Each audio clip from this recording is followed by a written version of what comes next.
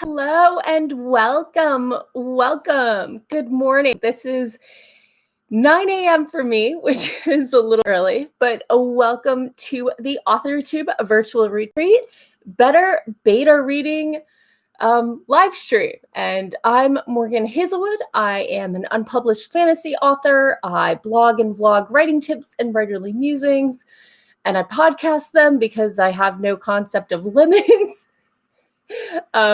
So hello and welcome. Thank you all for coming who got up for me early. So let's see here now. Oh, interesting. I have visual aids and forgot I wasn't doing StreamYard. So I guess I'll be reading off my visual aids and telling them to you. So let me just link them to you just one moment so y'all can follow along at home. So let's see. My draft. Better beta reading.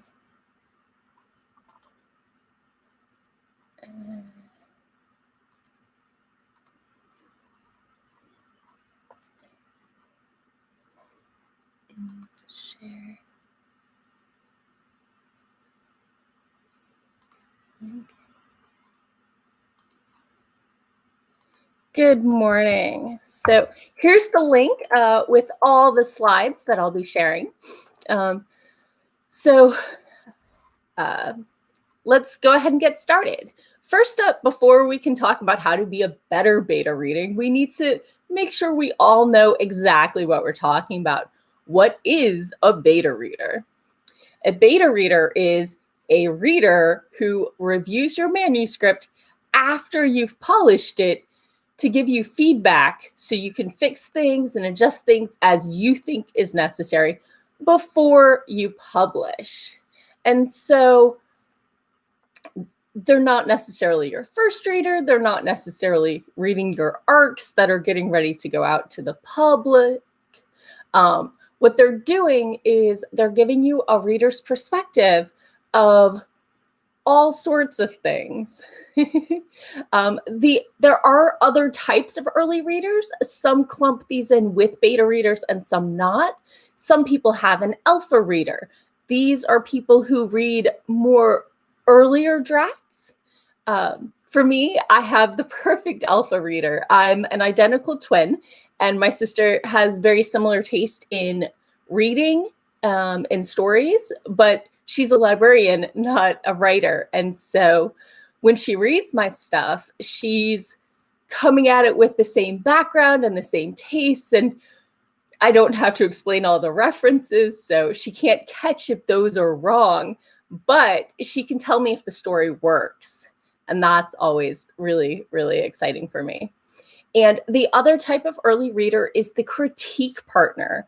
Some use this interchangeably with beta reader, but typically a beta reader is going to be looking at your story as a reader, where a critique partner is an editor or another writer who is looking at it with their craft eyes on. So they know a lot of the, behind the scenes things that they want to happen. So next slide. So first, let's talk about when you are the beta reader, because many of us do beta reading for each other or critiquing, one or the other. So what should your feedback look like? I mean, somebody gives you their manuscript, their baby that they've slaved away over, months or years, and now you have a red pen and you get to go all over it. So there are two things you really need to do at the highest, most basic level. First, you want to look out for problems. You are looking at anything from their pacing. You're looking for plot holes, inconsistencies. You're looking for character voice. Do all the characters have the same voice? Does it seem realistic dialogue? That sort of thing. But when you are critiquing, don't just look for the bad things. When you get a critique back and it's just full of negativity, it's really hard to, it's just hard, plain and simple. What you also want to do is you want to look for the things in the story that work and point them out. If the pacing is good, maybe they have a fun plot twist, maybe they do have a good character voice, or descriptions are like painting a picture, or really fun, clever turns of phrase. I love when I'm not commonly known for my clever turns of phrase, but when one pops up, I love it. So you want to do the critique sandwich. You want to give negative, positive, negative, and positive, makes the medicine go down smoother with that spoonful of sugar. Hello and welcome. I see I have a Kaylin, a Sherry, a Kelly, a Lee, and a Sarah. Hi. So next up is how I personally handle feedback without guidelines. I do a fair amount of beta reading or critiquing, both for friends, and my dad just keeps dropping stuff in my inbox without even asking if I'm available. I'm a little backed up right now, but my default method is to open your document in Google Docs because it actually handles a wide variety of formats really easily. I will switch it to commenting only mode, and then I'll go through adding notes, editing words, and when I'm good, I'll summarize my thoughts in a paragraph, either at the beginning or the end of the piece. Hello, Haley. So what am I doing when I'm reading over it? Am I just saying, woohoo, and oh my God, this doesn't match? Well, unless you specifically ask me not to, I'm going to do some line edits. I just can't not. I struggle with this. Okay. I have done no line edits, but it was a struggle. And let me tell you, it was okay. It was okay though. The second thing I'm going to do is I'm going to tell you when my eyes glaze over, when, I think you've gone on long enough and maybe we should move on to the next scene or intersperse this with some dialogue or some action, that sort of thing. Thirdly, I'm going to point out inconsistencies. If you have a bear in the savannah, maybe that doesn't quite work. If your eyes are blue on one page and purple 5 pages later, that's something you probably want to watch out for. Maybe there's an in-story reason for it, but it should be done on purpose. Fourth, I'm going to let you know when I break my suspension of disbelief. I have a pretty low bar. I get really into things, and it doesn't even have to be good. You're looking at the girl who screamed during Bubba Hotep while laughing at myself because of a jump scare. I mean, it's not hard to get me pulled into a story, and I love it. I absolutely love it. But when you lose the reader's suspension of disbelief is when they're going to put down that book, 1-star your review, and never pick it up. So these are just inconsistencies with the way things work. People saying things unrealistically, talking about things that don't actually work like that. It's, like a soldier watching a military movie. Whenever they get something wrong, they start, rambling on. So the next thing I'm going to do should come to no shock to anyone. I will applaud your well-written sections because I love them. I love them. That's why I'm reading. I'm looking for the good stuff. I'm not just looking for the bad stuff.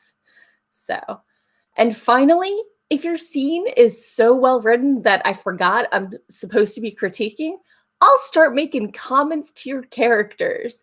I'll be like, no, or, oh my God, you can do it. I know you can. And that sort of thing. And if you get comments with me cheering on your character, you know it's working, or at least working for me. So, okay. For those coming in later, I did drop in a Google Drive with my beautiful slideshow that I forgot I was just using webcam, so I can't actually share without switching over to a StreamYard, and I didn't want to switch the streams. So, okay. So, next up, when you are the writer and you're asking for feedback, the best way to get the feedback you want is to ask for it. Not every reader wants the same sort of feedback. Not every reader wants every writer wants the reader to focus on the same sort of stuff. We each know that we have our strengths and our weaknesses. And so we want, or we should want, a beta reader who is looking out for our weaknesses to try and bolster them. So my process for selecting beta readers. I know it can be a struggle sometimes to find beta readers, but when you have a good support community, that really helps out. So you're part of the AuthorTube community. So hopefully many of them will help you out when you need a reader. So for me, first step for selecting beta readers is to decide how many you want. To me, I find 3 to 7 is a good number, with more on earlier drafts than later drafts. Because on earlier drafts, I'm more willing to change more of my story. And on later drafts, I'm more likely looking for maybe one beta reader, one critique partner. So 3 to 7 is a good sweet spot, because you can have 1 or 2 people drop out because of life events, but you still have enough multitude of opinions that you can see what the trends are, and you're not just tailoring it for one particular person's tastes. So next is I reach out for volunteers among my writer friends and my non-writer friends. Thirdly, I go down this list of volunteers and I pick who I want to share my novel with. And there is a particular method I use for this. I don't want too many people from the same background to read my novel. I want a couple writers. I want maybe a teacher, but not too many teachers. I want someone from a more engineering background. I just want a variety of backgrounds of the people who are reading my story, because they're all going to have very different perspectives, and that's a good thing. But caveat, I do want someone who reads the genre. There are certain genre expectations that if you break are going to make for really cranky reviews. And so adhering to those genre expectations, if you manage it properly, is really going to help your story succeed and find the right audience. So after I've decided, then I'm going to reach out and I'm going to be like, hey, do you think you can get this read in the next 3 months? I know it might be busy for you. You might have things coming up. It's okay if you can't commit to it. Make sure they feel like they can commit and that you're giving them a reasonable time frame. I know that sometimes you need things with short turnaround, and there are people who can do that. But for a wider beta reading, especially my first round, I usually give them about 3 months to get through it. And then I send them the document. I use Google Docs, but I know not everybody does. So I'm willing to send them a Word document or whatever format. So when you send the document, I know that there are some people who like to share one Google document kind of thing. And that way everybody can see each other's comments and they can just build. And that works really well if you're sort of in the exploratory phase, when you're still trying to when you have major problems in your story that you want help and feedback on fixing. But for me personally, I like to send out separate copies so that my readers aren't influencing each other. Because if you get one or two people with really strong opinions, they can sway everyone else, and what they focus on ends up being what everyone focuses on, where when they have that separate experience, they're going to find different things. So, next up is step 7. You probably want to nudge them. Usually I check in at about the 2-month mark, and some people will duck out at this point. Life happens and you can't plan for it. But some of them might be like, oh yeah. And it gives them time before the original deadline to finish up. And then, you nudge when it's due, you nudge a week later, and usually you get most of them in, assuming that people are honest about what their level of commitment is. And then the last step, do not forget to thank them and never, ever, ever tell them how wrong they are. There will be parts of everyone's critique that you're reading, and it will be so wrong to you. Never tell them this. Just don't do it. They have given up their time and energy for you. So that's my process for selecting beta readers. Everybody's varies a bit, but I think this is a general, not too uncommon pattern. So, okay, next up. So remember how I said that the best way to get the feedback you're looking for is to ask for it? Well, I have a survey list. I have a list of 10 questions to ask your beta readers. And not all of my readers actually answer these questions. Most of them don't. But by having these questions in their head when they get started, they know the types of feedback I'm looking for, and that influences what they're commenting while they're reading. So the first is, did the story hold your interest from the very beginning? And if not, why? If you can't pull people in at the beginning of the story, they're going to put down the book and walk away. And then you don't have a reader. So this is pretty important.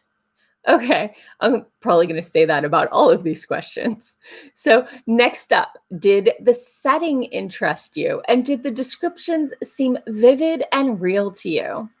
Sometimes descriptions are two-dimensional and you really want an immersive world. And so you don't have to use just sight, or you can have sounds, you can have textures and temperatures and all sorts of things like I've been talking about on my Vlogmas post. But yeah, you want an immersive story. You want things to feel lived in and real. Think about the difference between Star Trek and Star Wars. Star Trek is clean and pristine and utopianish. Utopianic? I don't. While in Star Wars, things are nitty gritty. Things have been used and are falling apart and have wear and tear. And you want a world probably that's lived in, unless you have a reason for this pristine thing. Usually so you can peel it back and look at the nitty gritty underworld. Or maybe I'm just exposing the type of stories I end up reading. So next, my third question is, was there a point at which you felt the story started to lag, or you became less than excited about finding out what was going to happen next? Where exactly? So these are the points where they're like, I don't care what happens next. I'll come back because I told her I was going to read it. And these are really good things to know. This is when I put down the book. If they're putting down the book because their hour is up, that's one thing. If they're putting down the book because they got tired and decided a snack would be a better idea, and maybe cleaning the baseboards, you got a problem. Question number 4, Were there any parts that confused you or even frustrated or annoyed you? Which parts and why? Maybe you want those parts to be confusing or frustrating or annoying, but making sure that you're invoking the right emotion when you want it to be invoked is key, absolutely key. So, question number 5 is, did you notice any discrepancies or inconsistencies in time sequences, places, character descriptions, or other details? May have mentioned this before, but this points out what sorts of inconsistencies that I think they might notice. And by itemizing each of these, it makes sure that the reader is aware of what types of things might crop up. So 10 or on number 6. So were the characters believable? Are there any characters you think could be made more interesting or more likable? Not all characters are supposed to be likable. You don't have to make everyone sweet and friendly and understanding and forgiving and I don't even know, bakes the best cookies. Not everybody is sweet and awesome. There are people who are cranky, but they can make and mean and vicious, but that doesn't mean they're not amazing characters. Hello, Erin. Erin suggests Pretty Little Liars by Sarah Shepard. So I'm not really sure if that's an example of believable characters that aren't necessarily nice, but I'm going to assume that's what that was. So number 7 is, did the dialogue keep your interest and sound natural?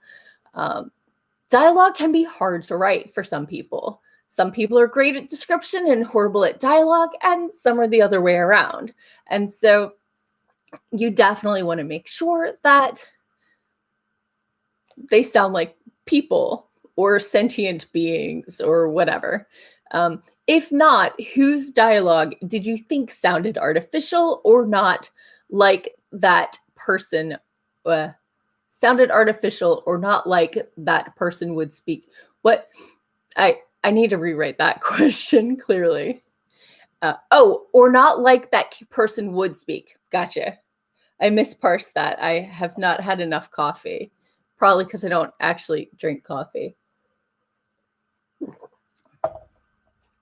Because, you know, someone with a particular background from the South might not sound like a New Englander, might not sound like someone from Australia, but, you know, different people with different backgrounds are going to have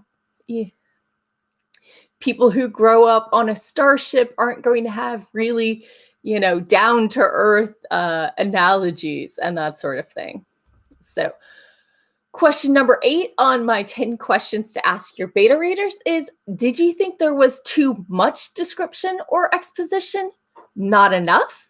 Maybe too much dialogue in parts, i.e., no matter what you're focusing, if you're doing internal dialogue, if you're doing external dialogue, if you're doing description or action or anything, if you do it for too long without breaking it up with a little bit of something from one of the other categories, it's going to get exhausting to the reader.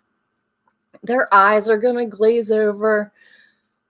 My favorite example of this is not a book. It's actually Matrix 2, I think, where it starts off with a 25-minute chase scene. I already said I got a low bar. I'm sitting on the edge of my seat, sitting back a little, waiting for the plot to progress because they're still fighting. Stretching. Oh, good. They're finally talking. Let's see what happens. So you definitely want to make sure that no matter what you're going on about, you break it up a little.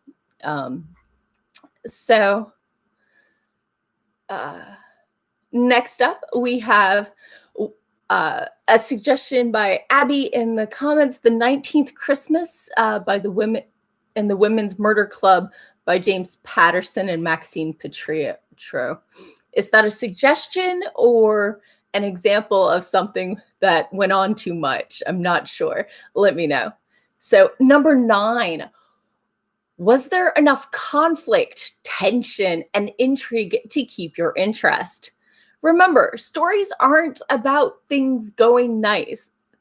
Stories happen when things change, when there's conflict, even if it's just internal conflict between wants and needs or what have you. Something has to happen in the story. There are some genres like cozy mysteries and stuff where you end up back where you started, but things happen in between.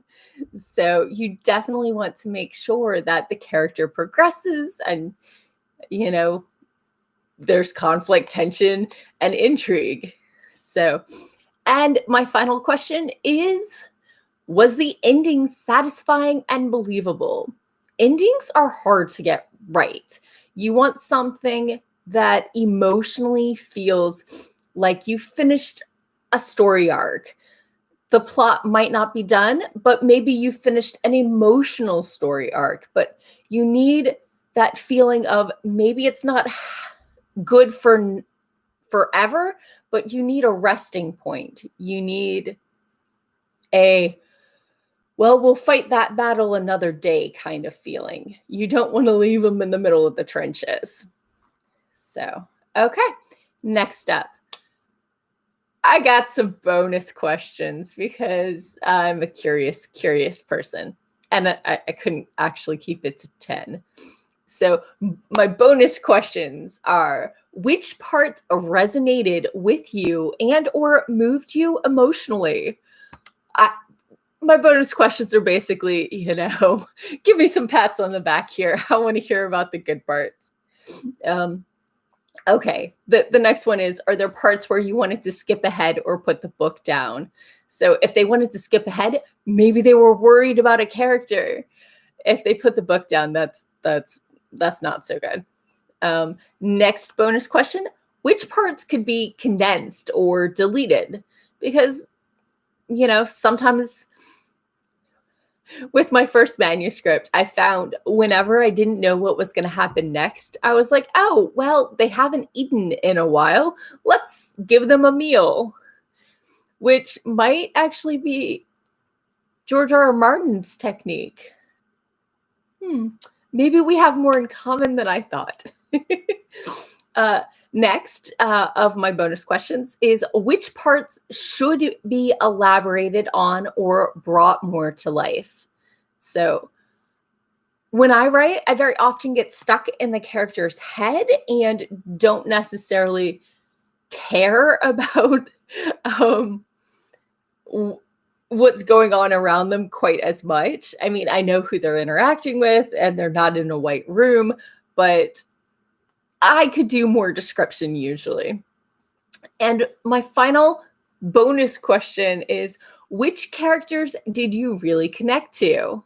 None is an acceptable answer, because that's how you find out who the favorite side characters are, or, it can also tell you more about your reader and what sort of things they enjoy and what sort of person they are, really. So the aftermath. Now that you've sent out your questionnaire, you've sent out your manuscript, your baby that you worked over for months and years, they give you the feedback, and then you got to process that. It's rough, period. So I have this thing I call my rule of thirds. When you get feedback, 1/3 is going to be the easy fixes, the line edits, the easy clarifications, copy edits, whatever. 1/3 is just plain and simple. They did not get your book. They didn't understand they didn't understand a lot. But maybe I could set it up better so they would get it. there might be some work I could do to help out there. And 1/3 of these edit, critique, feedback is the hard stuff. This is the stuff you thought you fixed, but really you just kind of put a fresh coat of paint over a rotten windowsill like a crappy landlord. Ask me how I know that analogy. But yeah, so easy fixes, they just didn't get it, and the hard stuff. I came up with this guideline about the time someone sent me a 3,000 word feedback, not counting line edits with my manuscript. It was really helpful, mostly, but there were bits and pieces, and it was a lot. 3,000 words is a lot of feedback, not even including the inline comments. So, okay. So when you get that feedback, we already talked about how you don't tell them they're wrong, but there are on my list 11 ways not to respond to feedback. Why do I have 11 ways? Because either I've wanted to do this or I've heard horror stories about these 11 ways. So Kaylin says that's a lot of questions and it's like a full developmental edit. It's a really good guideline for people who don't know how to do a developmental edit. Obviously, when I'm closer to polished, I don't necessarily need that much feedback, but earlier on in the process, that can be really helpful stuff. Oh, the 3,000 words. Yeah, that was, I think they were a retired professor. So, and a lot of it was, I love your world. This is the things I would change if I were writing your world. So they did my world building for me in ways I didn't necessarily want, but it did inspire me to make the reasons clear. And it was a lot. So let's talk about the 11 ways not to respond to feedback. Step 1. Take it personally. When they're telling you how horrible your stuff is, clearly they hate you and they think you stink as a writer. No, they don't. Second way not to respond, argue with them.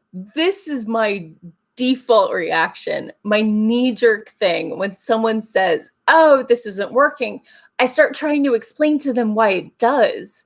When really I need to sit back and let it kind of percolate in my brain for a bit. And one of the things when people give you edits, they are pointing out what is wrong. You can ignore their fix. Their fix comes from their perspective and what they think should happen. You don't have to fix it their way. There might be really good reasons not to. But when they point out something, it's something that's not working. And sometimes you just need to set it up better. And by setting it up better, that could just be 1 or 2 words added in 5 chapters earlier that sets it up, you know? It doesn't have to be super in-depth things.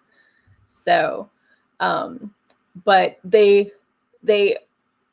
very often, especially if they're not professionals, can be wrong with their suggestions, but what they're pointing out is typically right. Third, don't tell them that they gave you the wrong feedback unless they ask about how their feedback was and they're trying to grow themselves as, you know, a critiquer.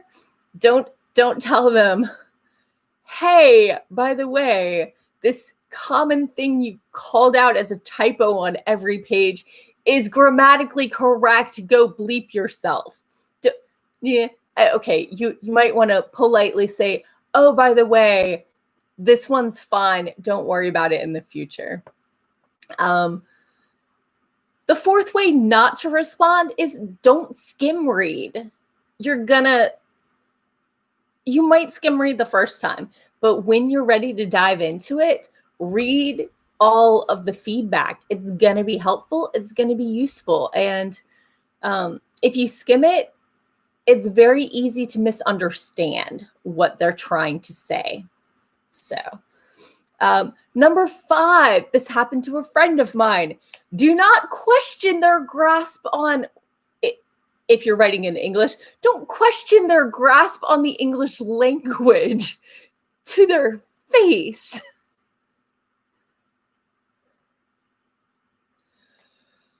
I don't think I have to go into how problematic that can be.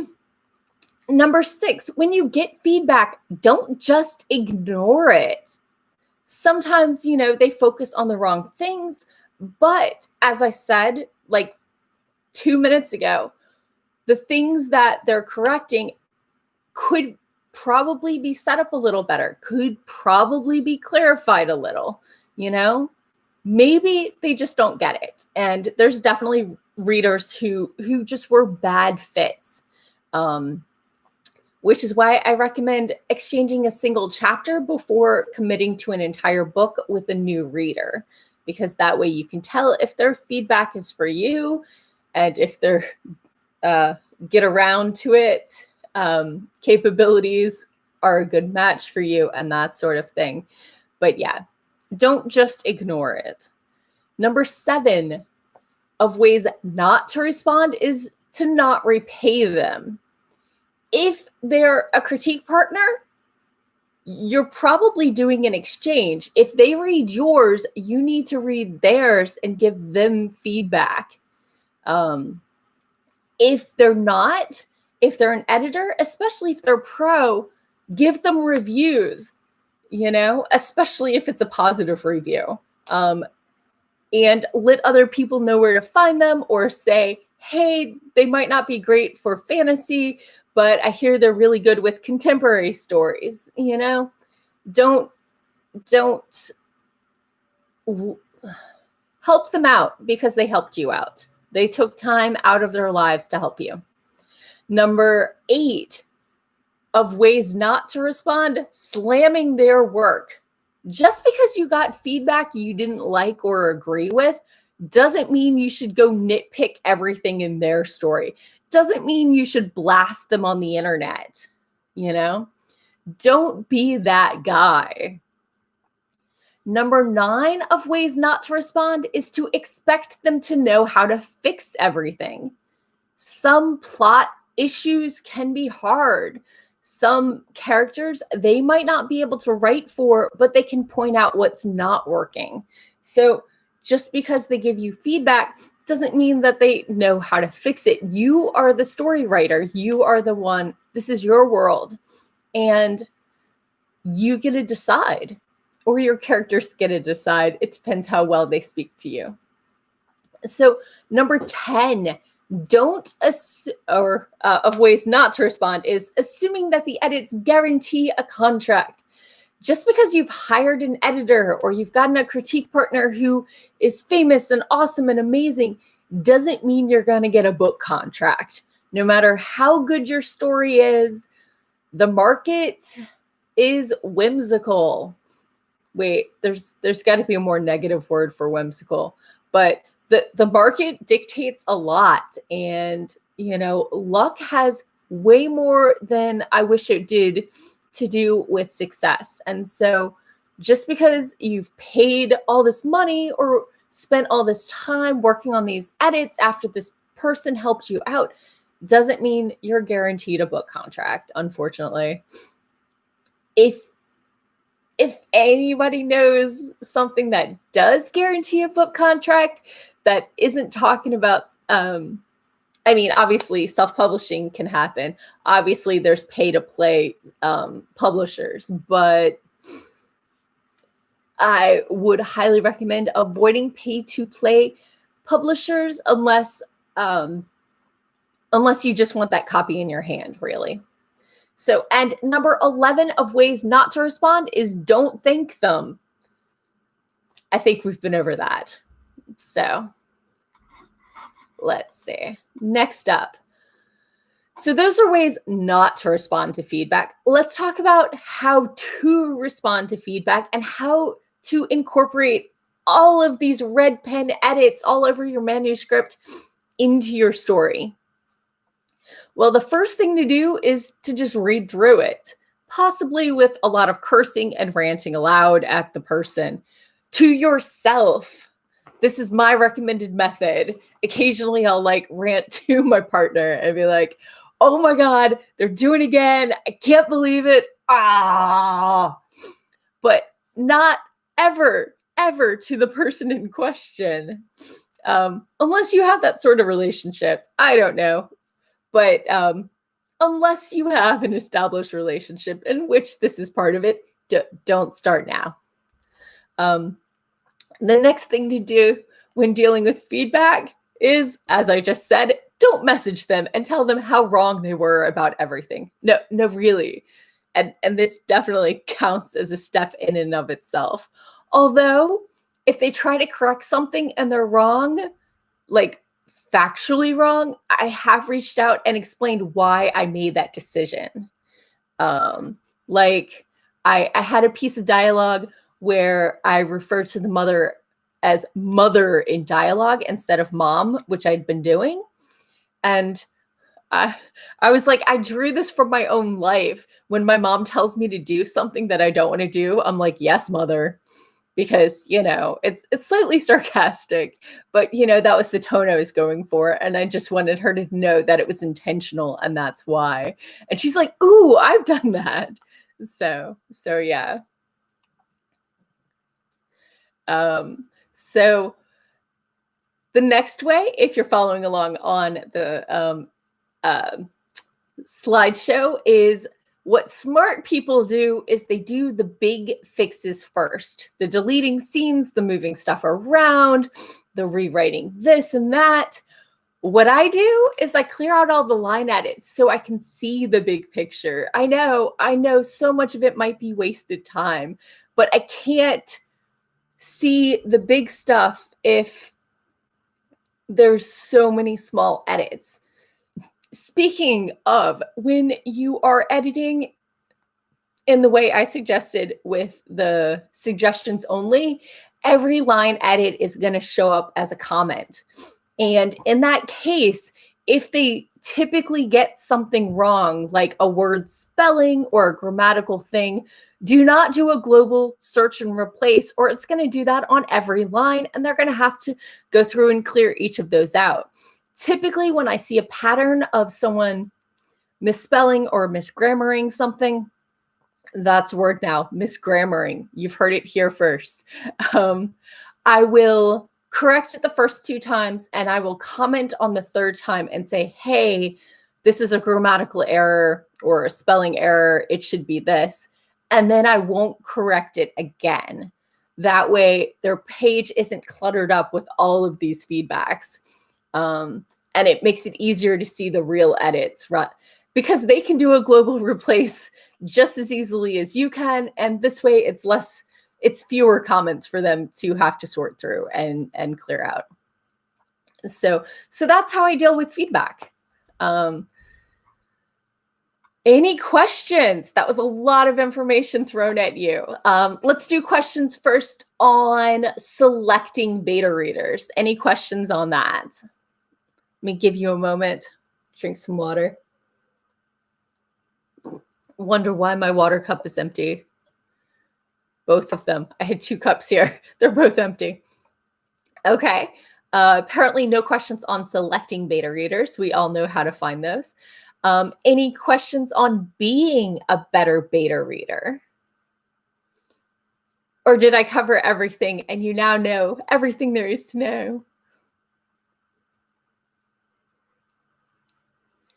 Kaylin asked, do I have a preferred platform for finding betas? In my real life, my non-writer life, my offline life, I actually have or used to have an offline life. Many of my friends are heavy readers, even though they're not writers. And so when I reach out to them, I actually get a lot of people saying, sure, yeah, I'll read it. But I am really picky. I don't want everybody I know to be a beta reader. I don't want everyone who's excited about my story to be a beta reader. I want to reserve people who love me and are excited for me to read the final draft. I want them to see the published product without going, oh, did she fix this? Why did she take out my favorite character? I want them to just enjoy the final product without comparing it to earlier versions. But as a member of a multitude of writing communities, when I need a critique partner, I usually reach out. I'm part of the Pitch Wars community, and I run like 3 Facebook groups on that because I have a problem. And so I've found several good critique partners through that. I know plenty of people who have found good beta readers through the AuthorTube community, obviously, because y'all are great and amazing people. I know that sometimes you want to reach out to reading groups and say, hey, I have a new book. Does anybody want to read? But I hang out with a lot of readers and writers. So when I put a shout out, I usually have more volunteers than I need. And I know that's not always the case. So it can be tricky, and I definitely respect that. So no preferred platform, just my network, really. So, okay, so that's selecting beta readers. Any other questions on being a better beta reader? I know for me, line edits and grammar and that sounds wrong were easy, but the bigger plotting, pacing, high-level stuff, I'm still working on as a beta reader and a writer, really. Pacing is one of those things I worry about with my own writing, which is partially why I prefer a beta reader over a critique group where you're exchanging a single chapter a month, because it's really hard to get a feel for the pacing with that sort of exchange. When I do beta read, very often I'll sit down and do it in 1 or 2 sittings because, well, I read about 100 pages an hour when I'm just reading. When I'm editing my stuff, it's about 10 pages an hour, and it's somewhere in between when I'm critiquing, unless it needs a lot of critique. So it definitely varies. It definitely varies. So, okay, no questions on being a better beta reader. What about dealing with beta reader feedback? Does anybody have any questions on how to incorporate them into your story and ways to deal with it? So sometimes you get edits and sometimes you get what I call revisions. I definitely differentiate between the two, with edits being more copy editing and clarification and that sort of thing, and revisions being deleting characters, changing the timing, the big stuff, when it's more about the structure and the plotting and the pacing versus the line stuff. So when I do revisions, I usually break out note index cards and I write down each scene, and then I make sure that they make sense, and I make sure that the rising action is in the right place, and pacing and everything like that. And that can definitely be really tricky to do. And I definitely need to do that on my middle grade school play story, because I have not done that yet. And it shows. My beta readers definitely was like, what's going on with this character who dropped out? Maybe I need to make a few more bullying scenes. And it happens. You definitely need to keep an eye out for stuff like that.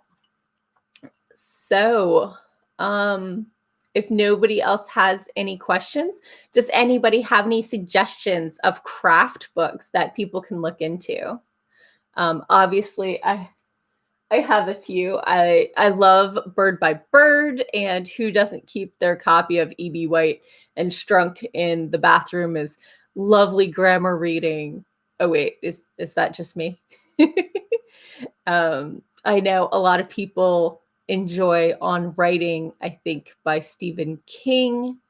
But what books have helped you?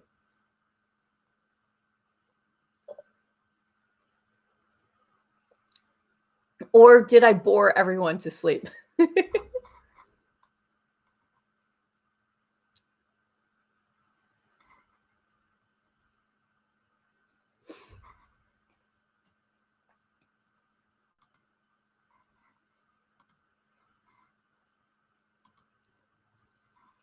Sarah says that writing books in general help her. So that's good. That's good. And feels more driven to work if reading about the work. I can definitely see that. I've learned that for me, craft books are actually great for the treadmill, the elliptical, because unlike something with a plot, it's something I can put down after a chapter because each chapter is typically focused on something different. So maybe that can work for some of you. Sherry, thank you. I'm glad you found use out of it. And let me drop that link in here again if you want to see my pretty slides that I worked way too long on and then didn't share with y'all because I was streaming and not screen sharing. So, okay. Well, thank you all for coming. And there are a lot more things coming up. This is not the end of it. This is the beginning of things. Let's see. Today, coming up at 10 o'clock is the complete self-publishing guide with Hudson Warm. At 11 to 12 is making hardback books with Sherry Turquoise. At 1 to 2, we have the pros and cons of being a hybrid author with Kelly Martin.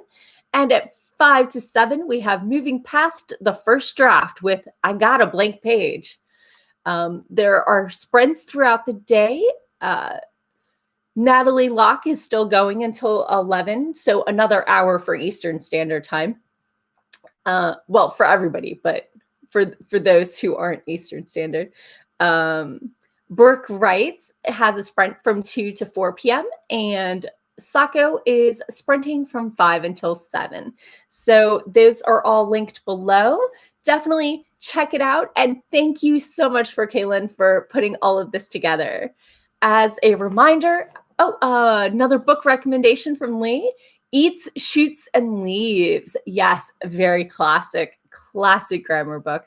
I enjoyed it. I'm not going to say how many years ago, but I should probably look at that one again.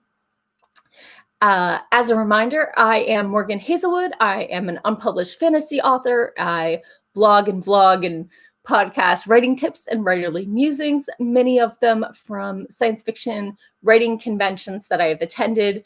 I attend all the panels, so you don't have to.